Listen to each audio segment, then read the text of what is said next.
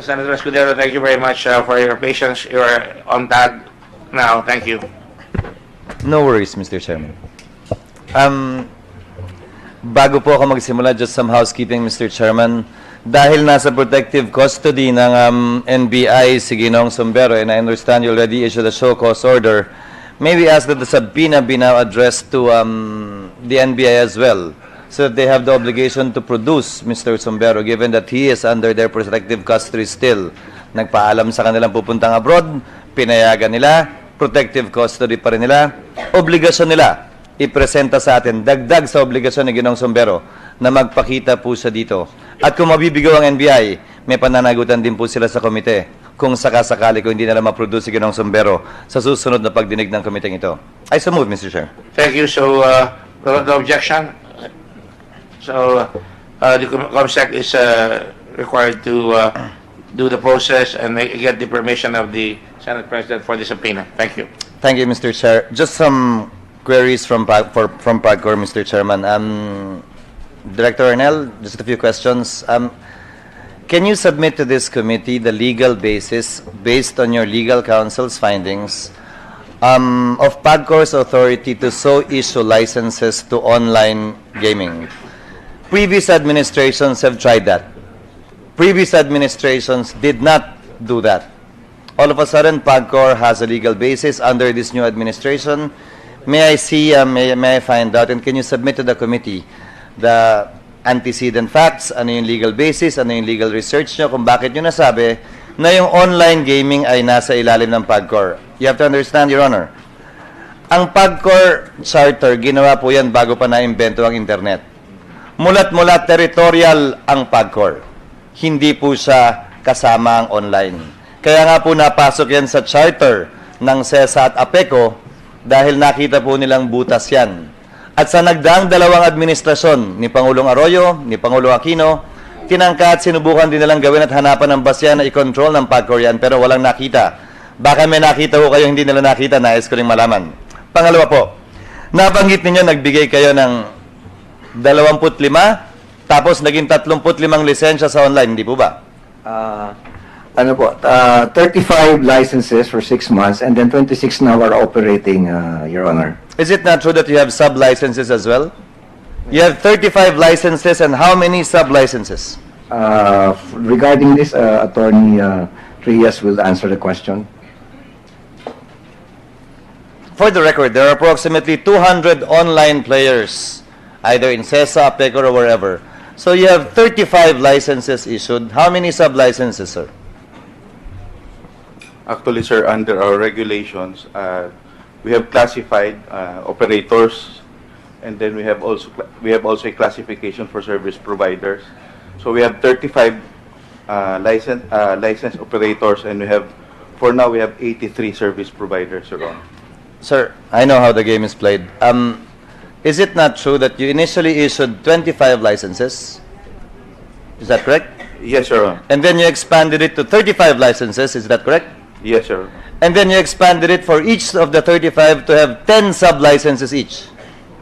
That's the agreed limit, Your Honor. But Agreed. for now, they do not have it. Ang sinasabi ko None lang, of them have 10. Sinimula nyo, 25 lang ang pwede. Ginawa nyo, 35 na ang pwede. Tapos pinayagan na naman ninyo, 10 kada sa ilalim ng isa ang pwede. Your Honor, from the very beginning, yun na po yung setup na talagang ang licensee can have service providers under them. Can you submit to me, sir, please, the regulations issued by PAGCOR, and if there is any corresponding resolution of the board insofar as this is concerned, and the IRR you issued on online? Sabit na lang po. Yes, Your Honor. Salamat po. Magkano po ang bayad ng kada online operator? Magkano po ang bayad ng licensee? Magkano po ang bayad ng sub-licensee? The application fee for an applicant for a license is, if he's applying for an e-casino, is $50,000 US. If he's applying for sports betting only, it's $40,000 US. Once the application is approved, then an e-casino applicant is required to pay a license fee of $200,000 US, while a licensed sports betting applicant will pay $150,000 US, Your Honor. Yan po yung may resibo. Yes, Your Honor. You're familiar, of course, of a pending case filed also before the Supreme Court, I believe, questioning the authority of PAGCOR, which is pending up to now. Yes, sir. Pag nagdesisyon po ang korte na bawal, halimbawa, balik lahat yan? We will defer to the decision of the Supreme Court if they order us to return all So the fees. money is intact? Yes, Your Honor. Except for of course, the processing fees, then legally it's already used up because we already processed their application. Magkano pa yung processing fee? That's the 50 and 40,000 US dollars, Your Honor. So $90,000 or approximately 5 million, goodbye na yan. Yes, if they applied for both licenses, Your Honor. If they apply for both. Yes. Can you also submit to me, Your Honor, the copy of the contract between CESA and PAGCOR and what the status of that contract is as of now, because that was never implemented. Yes, It was Your Honor. signed but not implemented. Yes. May I find out how the board disposed of that contract? And I don't know if there's a similar contract with the PECO. Kindly just furnish us to. Yes, Your Honor, will do. Mr. Chairman, Acting Chairman, may I request that in the next meeting, because I have pertinent questions to ask, that the chairperson of PAGCOR be present to answer questions on this matter whenever that next hearing will be scheduled for the proper disposition of the chair, Mr. Acting Chairman. So noted. Salamat po. Ilan tanong lamang po kay Ginoong Kalima. Sir, napakinggan ko kayo sa hearing nung nakaraan. Sabi po ninyo, nanghingi kayo, naglaro kayo na parang close kayo at magkaibigan kayo, pinapapasok nyo ang dalawang commissioners para makakuha kayo ng ebidensya dahil ang nakita lamang CCTV ay bag. Tama po ba yan? Yes, Your Honor. Kita po sa CCTV, pera eh. Ang pinanood ho natin sabay-sabay eh. Pera nilagay sa bag, parehong bag, dala, bit-bit, dinala. Hindi po ba sapat yan? Yung una po kasi nalobas, Your Honor, is only yung ipinakita na bit-bit lang po nila yung bag, Your Honor. Hindi yung kumpleto na video, Your Honor. Hindi ho kompleto yung binigay sa inyo ni Ginoong Sombero? In fact po, yung nakita lang po namin, yung inilabas sa isang TV, Your Honor, na yung bag lang na bit-bit nila. May I ask Mr. Tulfo, sir? Good afternoon. Sir, nakita niyo ba yung buong version ng video na pera nilalagay dun sa bag? O yung portion lamang na bag na lamang na walang pera? Ngayon lang po. Ngayon lang din po. Yung version, ngayon lang po, ngayon lang dito sa Senate. Yung paglagay ng pera sa bag. Hindi, ngayon lang pinakita dito eh. Ngayon nyo lang po nakita yung video Ngayon talaga? lang po. Ano ang basihan nyo lamang po ay yung kwento ni Ginoong Wally? Yes. Ni Ginoong Sombero? Yes, Your Honor. At what time and at what date did you see the video, Mr. General Kalima, sir? Yung incomplete?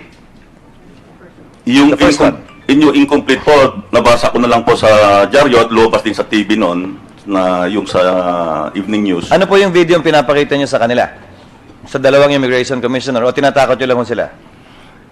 May halo na pong sa iwar, yung iba pinapakita ko may mga pinapakita ko ng mga text messages, yung iba mga pansaiwar na lang po sa kanila kasi ganoon naman po. So wala po kayong pinakitang video sa kanila? Katulad po ang sinabi ko po, yung sa Intel po kasi yung tinatawag na namin po na tradecraft, to get information from them, we hinahaluan po namin ng saywar nga po yung Ang tanong ko lamang po, General Kalima, may video po ba kayong pinakita sa dalawang commissioner nung sinasaywar, ika nga ninyo sila? Well, Your Honor, they have filed a case against us for wiretapping, so I would request that I'll just answer it in the proper forum, Your Honor. Sir, forgive me, this is not wiretapping. This is a regular CCTV of a hotel that you were given a copy of or someone got a copy of. You did not participate in any manner in the wiretapping and that is clear. Wala naman kayong poder mag-wiretap sa hotel eh. So again, tanungin ko na lang po, Ginoong Robles, may pinakita po bang CCTV sa inyo? Attorney Robles, may pinakita po bang CCTV sa inyo sa General Kalima? Meron daw siya sa laptop niya. Pinakita po niya. Pareho po ba yan? Hindi ko po ma-compare kung pareho yun, Mr. Chair. Pero may pinakita pong CCTV. Meron siyang file sa laptop niya. Halos pareho po ba? Hindi ko po I'm sorry po, Mr. Chair, hindi ko po ma-compare kasi glance lang ko po nakita yung Mr. Goncilio, Attorney Goncilio rather, sir? May video pong pinakita? Hindi ko ho nakita. Kasi na late ho ako nung nagkaroon ng confrontation. So hindi niyo po nakita yung video? Sinabi lang ho sa akin. Now, going to Mr. Goncilio, Mulat-mula po sinasabi nyo, investigasyon, matagal nyo na naririnig yung pangalang Jack Lam, matagal nyo na naririnig na may corruption sa Bureau of Immigration, kaya iniimbestigahan nyo po. Nasa trabaho nyo po ba mag-imbestiga? Bilang Assistant or Associate Commissioner ng BID, is it part of your job description to investigate? Your Honor, yun yung kasing violation ng anti-human trafficking. Yes or no, sir? Is it part of your job description as Associate Commissioner, sitting in the board of the Bureau of Immigration, to investigate and to actually dirty your hands and actually talk to a potential criminal or putative criminal and actually go through this whole process, parang James Bond? Not in that context, Your Honor, but in the context of any person interest who has personal knowledge of violation of anti-human trafficking, Your Honor. Nasa batas po yun. And then, ang sa akin ho is if I were a deputy commissioner who have personal knowledge na meron ho mga hiring of minors, meron ho mga hiring of illegal aliens, so with more, Your Honor, that Sir, I can investigate. Sir, again nasa job description po ba ninyo o wala? Ang sinasabi nyo, bilang mamamayan na may alam kayong krimen na ginagawa, sige, bibigay ko sa inyo yan. But as Associate Commissioner, nasa job description po ba ninyo? Siyempre, abogado po kayo, hindi ba? Binasa nyo naman siguro yung trabaho nyo nung in-appoint kayo. In fact, nag-a-apply pa ho kayo, narekomenda kayo ni Secretary Aguirre para pumalit kay Commissioner Morente. Siguro naman alam nyo dapat yung trabaho ng isang Associate Commissioner. Simple yung tanong ko, nasa job description ba po nyo sa ilalim ng batas ang mag-imbestiga? Hindi ba kaya may mga police kayo, may General Kalima kayo at kung sino-sino pa? Is it part of your job or not? I believe I have, Your Honor, under anti-human trafficking law. Under Anti-human trafficking law, Your Honor. under the human trafficking law, you're authorized and obliged to investigate? Yes, Your Honor. Asan po yung batas? Pakisabit po sa amin, sayang yung oras ko eh. Attorney Robles, are you authorized to investigate as well? Mr. Base Chair, sa basa nyo rin sa anti-trafficking? I would like to clarify that I was just assisting Attorney Argusino In his investigation? in his investigation. So you think it's also part of your job to investigate? Well, according to him, Your Honor, No. he was- According to you, sir. Do you think it's part of the job of an associate commissioner to actually investigate? Magpaka-James Bond kayo at mag-imbestiga mismo. Kayo yung papasok dun sa lungga ng kalaban, kayo yung kukuha ng ebidensya, kayo yung makikipag-usap dun sa masamang tao. Kasama po ba yan ang trabaho ninyo? specifically, Your Honor, I have to be candid. There is, we are not authorized to, there is no authority under the law giving us that kind of power. Thank you for that. No specific authority, no specific instruction from the commissioner, no specific instruction from the DOJ secretary, no specific instruction for anyone, from anyone. Ginawa lang talaga niya. Hindi po ba? Tama ba? Yes, during that time, we discussed that matter, Mr. Chair. Tinanong ko po, ano bang inimbestigahan mo? Yung kapatid niyo po ba, ano po bang trabaho? Seaman po, Mr. Chair. Sumasama po ba siya sa inyo sa mga lakad niyo talaga o nagkataon lang? Yun lang po isang lakad na niyan na kasi wala po ako driver that time dahil Saturday po yun. Nung gabi po na yun, actually papaalis na rin nga po siya kasi pasakay na rin siya ng barko. A few days after, umalis na rin nga po siya. So siya po ang nag-drive sa inyo at tiga-bitbit? Hindi po. Sinamahan niya lang po ako. Ako po ang nag-drive. Mr. Akala ko Chair. po ba wala kayong driver kaya sinama niyo po siya? Hindi ba? Ang akin pong driver is driver bodyguard, Mr. Chair. Siya na rin po yung sa security ko. Ayun naman pong kapatid ko, sinamahan niya po ako. Ayaw ko rin nga po siya isama nung time na yun. Kaya nagpumilit siya na wag akong, kasi kapitbahay ko lang po siya, na wag po akong umalis na mag-isa.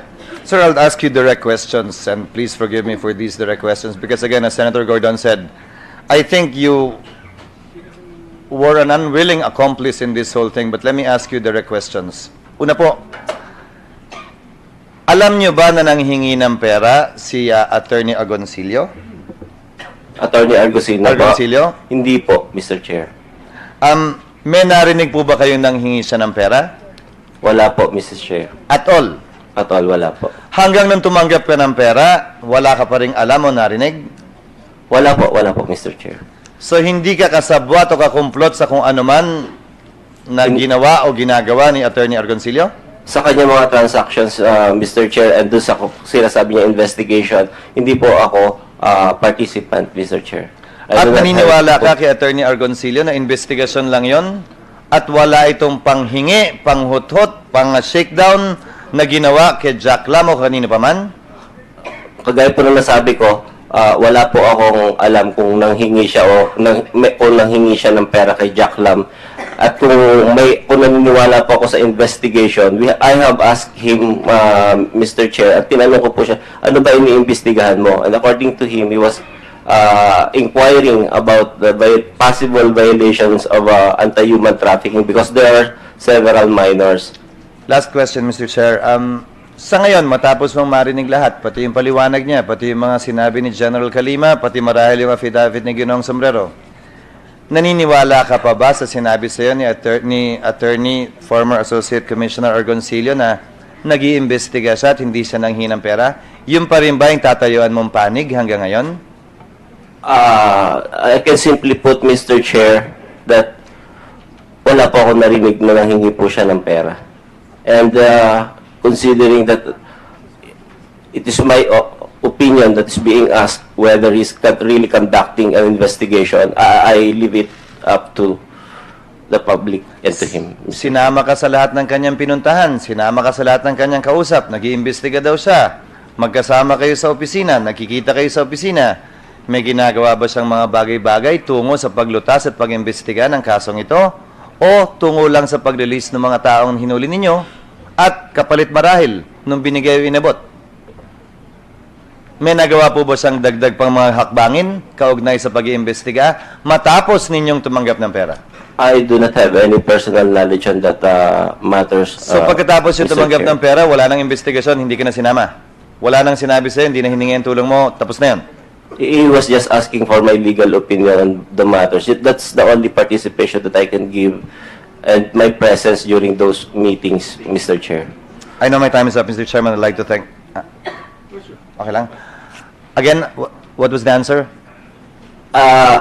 Limited po kasi ang participation ko. I was just assisting. And to say the least, I was just accompanying him. Wala po talaga akong alam because I do not know Sombrero. I have no communication with Sombrero. The affidavit of Sombrero says, yung sinubmit po niya sa ombudsman yata o sa NBI, ang sabi po niya, kayong dalawa ang nanghihingi. Kayong dalawa ang nag-i-insist. Hindi lamang po si Attorney Argoncillo. Kayong dalawa. Yun po ang sinabi niya sa kanyang affidavit. Well, he said, she said yan hanggang mapatunayan niya. Pero what do you say to that? Na kayong dalawa daw. That would be impossible, Mr. Chair. Kagaya nga ng sinabi ko, pumunta po ako ng gabi na yon, kasama ko pa ang kapatid ko. Hindi ko naman po alam, hindi ko naman po kilala yun si Mr. Sombrero.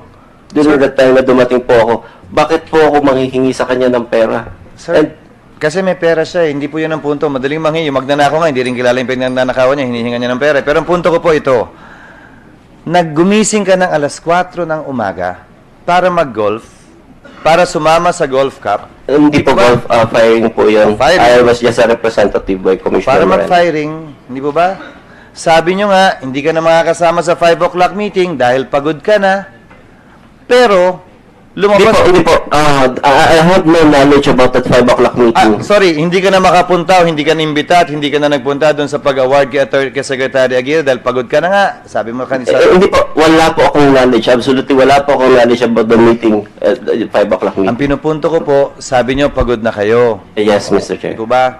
Pero sa kabila ng pagod nyo, nagpunta kayo sa isang meeting ng alas 9 ng gabi, hindi mo kilala yung kausap, hindi mo alam kung bakit, hindi mo alam kung para saan, at naghintay ka doon na mahigit 6 na oras, paano nyo ho mapapaliwanag yung inyong interes, sigasig at biglang lakas ng katawan, na gawin po yun? To be candid, Mr. Chair, nakakatulog na nga po ako doon. That could be an error in judgment, Your Honor, kasamahan at manatili sa mga ganong oras kasama si Attorney Argosino, Mr. Chair. But my intention was really samahan lang siya dahil hindi mahihiya naman po akong iwanan ng gabi na yun. What could have prompted you to do that? Give me a break. Hindi po ba, Pagod Yes. ka, nakahiga ka na sa kama, hindi mo alam kung sinong kausap. It's not a simple error in judgment. In fact, I don't believe you that you didn't know what was going on. Kung sinamahan mo man siya, kung gusto mo malaman yung ginagawa niya, pwede pa. Pero na hindi mo alam, because why go through all that effort? Why go through all that effort of waking up from bed? Tulog ka na, sabi mo sa affidavit mo, tulog ka na. Babangon ka, sasama mo yung kapatid mo, pupunta ka ron, pagod ka na nga. In other words, Attorney Robles, 24 hours ka nang gising nun, ha? Kasi tinawagan ka ng alas 8, pahiga ka pa lang kamo, gumising ka ng alas 4 kakamo para sa shoot fest.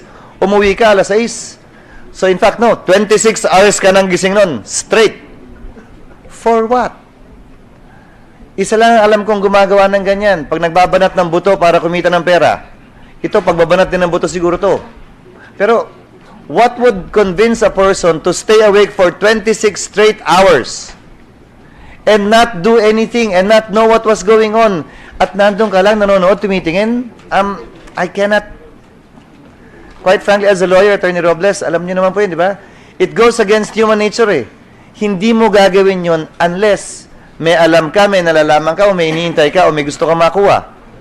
Kasi, hindi normal ho yun, eh. Mr. Chair, during that time, marami po siyang balik lang po namin from galing doon sa Fontana. Marami po kasing follow-ups nung gabi na yon. Kami lang po dalawa nandito sa Manila nun to decide on some matters. Kaya kailangan namin mag-confirm rin po nung gabi because continuous po ang inquest and mga follow-ups sa amin, Mr. Chair. I agree with you, sir. Continuous ang follow-ups. But all of those you could have done and should have done inside your office. Not Mr. in the Chair, that City of was Dreams. Saturday and Sunday. Lahat ho tayo nagtatrabaho. Lalo na kung talagang concerned ho kayo sa plight ng mga Chinese na hinuli nyo, mag-opisina ho kayo ng Sabado at Linggo. Ginagawa ko ho yun. Ginagawa nating lahat yun. Hindi sa City of Dreams, hindi sa Shangri-La, hindi sa Crown, sa opisina. Hindi po ba? Concerned ka kamo, paano ho may gagalaw kung kayong dalawa lang at nasa hotel kayo? Nang hanggang madaling araw, ha?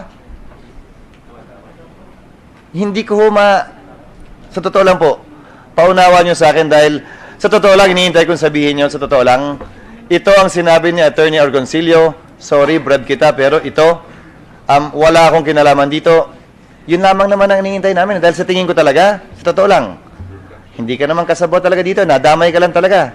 Pero hanggat hindi mo sinasabi kung ano yung nalalaman mong kompleto, palagi kang madadawit bilang accomplice, bilang accessory, o bilang kasamaan sa lahat ng to. Dahil sa dulo, bit-bit mo yung 20. Bit-bit at inuwi mo yung 20.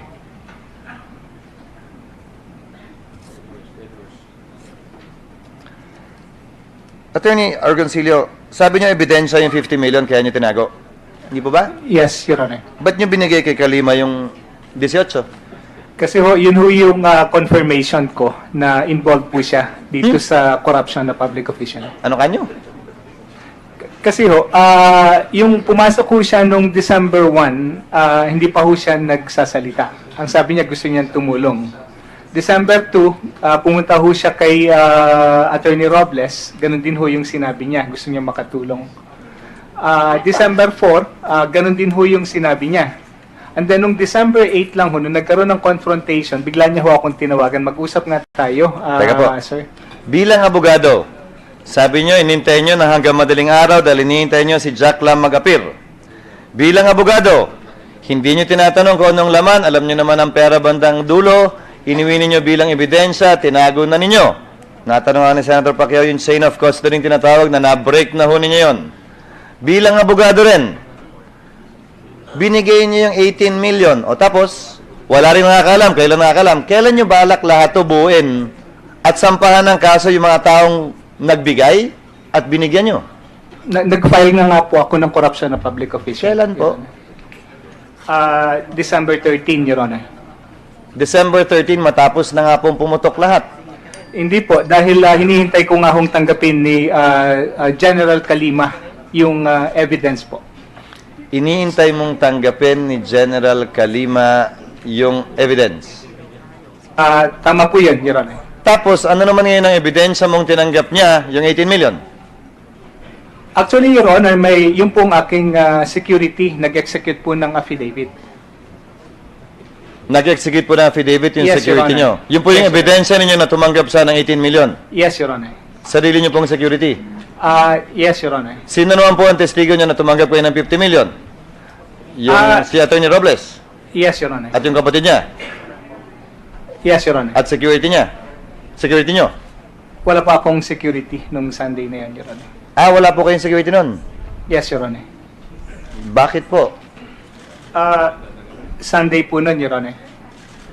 Pero lumabas po kayo ng madaling araw, hindi ba delikado yun? Wala pa akong security. May dala pang pera, doon pa walang security? Hindi ko nga ho ine-expect, Your Honor, na magbibigay ng, magto-turn over po ito si Sombero, Your Honor. One last Honestly, point. Your Honor, hindi ko talaga ine-expect ito, Your Honor. One last point, Mr. Chairman. Sorry for belaboring the point. Just to make a manifestation. Attorney Agoncillo, Argosino.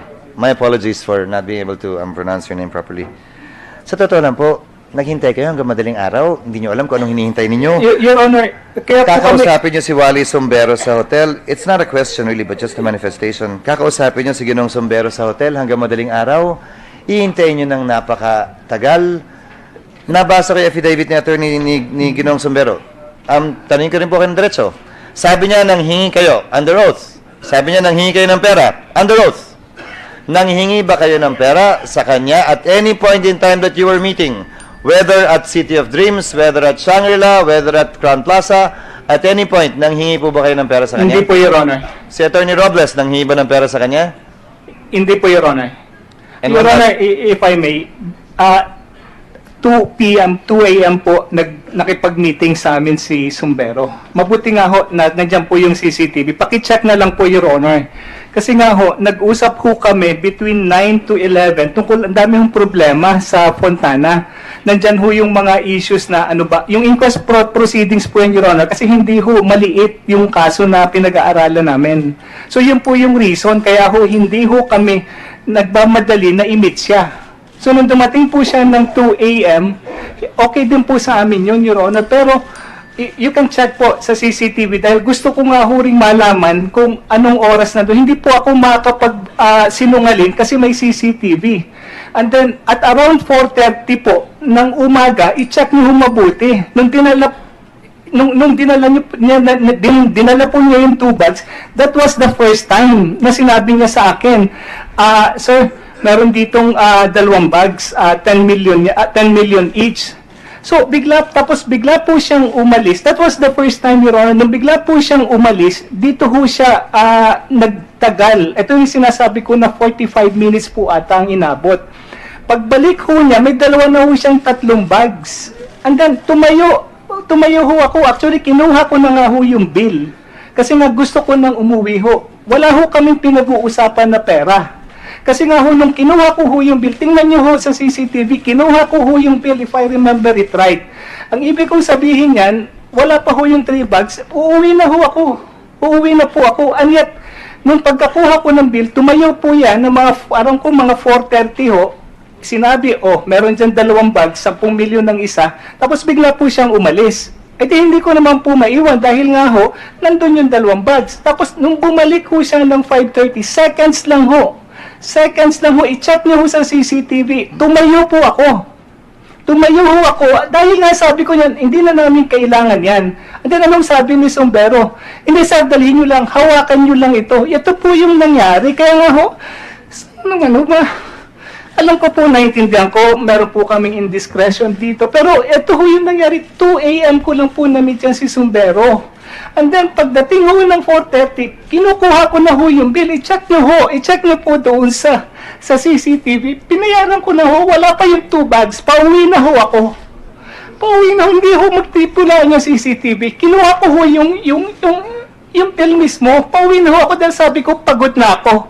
Eh, nung ginawa niya, meron ho 10 bags. Sinabi ko naman ho, may 2 bags sa may kakalaman 10 milyon. Sinabi ko ho kay Atty. Robles, that was the first time na sinabi ho niya.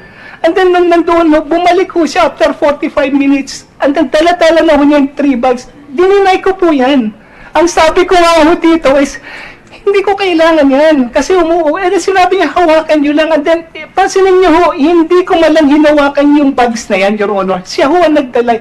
Ngayon, kung may pagkakamali ho ako, ay yung pumayag ho ako mailagay ito sa aking kotse. Pero sinabi ko nga ho sa kanya, nung nasa elevator kami, sige, nandiyan na yan, kunin nating ebidensya. Pasensya na ho kayo dahil ang feeling ho ng publiko. Alright, Senator Escudero. Just a manifestation. Yeah, please go ahead. Just a manifestation, Mr. Chair. This is a corruption of public official, Your Honor. Walang nagpa-file kay Chuck Tam. For the first time, Your Honor, Can the page please give him a glass of water, please? Senator Escudero, can you make your Request for manifestation? suspension. Sana naman po, Your Honor, pakinggan niyo naman yung ginagawa namin. Ayan na po yung CCTV. Ayan na ho kung paano ang nangyari. Pero not once po ako humingi ng pera. Pasensya na po kayo. It's okay, Attorney. I got carried away. Argosino. Your Honor, this is a corruption of public official. Wala pong nagpa-file kay Jack Lam ng corruption of public official. Bakit ho? Sino sa previous administration na nag-file ng kaso kay Jack Lam?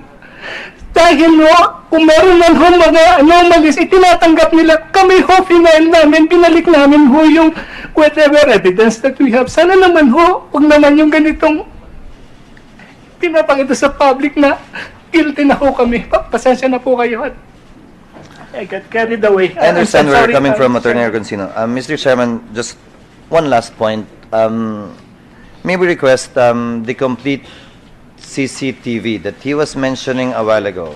Yung complete, kasi may mga fina-fast forward kanina, napansin ko. Para makita lang natin at ma-confirm yung sinasabi ni po niya kanina. To be fair to Attorney Argosino. No, we have been more than fair. They came in at 9. I think you may not be aware of it. They came in at 9 in the evening. And they came in at the invitation of this guy, and they stayed there until 5 o'clock. That's more than sufficient time. I mean, One last point, Mr. Chair. Go ahead. May I know if Attorney Argosino has an affidavit submitted to the committee already because it wasn't given to me earlier? well, we were, Complaint affidavit ayun. to the Ombudsman. Yun po ang sinabi niya, Attorney Argosino? Yes, Your Honor. Thank you, Your Honor. Thank you, Mr. Chairman. Thank you, Senator Escudero.